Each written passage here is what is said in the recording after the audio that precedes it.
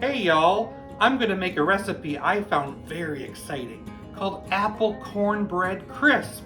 And it's a great time for me to utilize my Dolly Parton cornbread mix.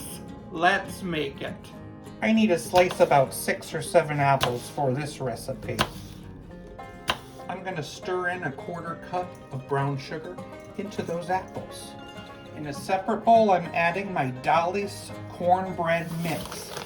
So this mix is 16 ounces. If you're going to do this at home and use Jiffy, the small box of cornbread mix, you're going to be using half of the next ingredients.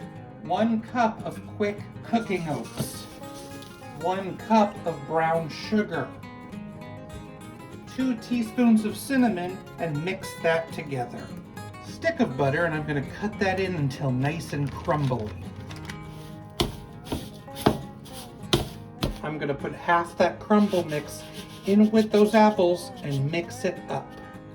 Pour apples in a prepared baking dish and then sprinkle more of the crumbles on the top.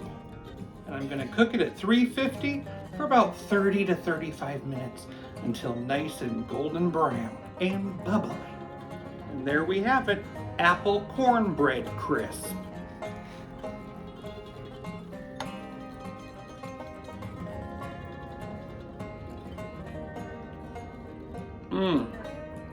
That's good. Definitely the cornbread gives it a different feeling than a normal apple crisp. It tastes like cornbread. And it's stinking amazing. Thanks for watching Jim's Kitchen. I'll see you next time. I was walking barefoot and I stepped on an old, rusty video game. Now I have to get a Tetris shot.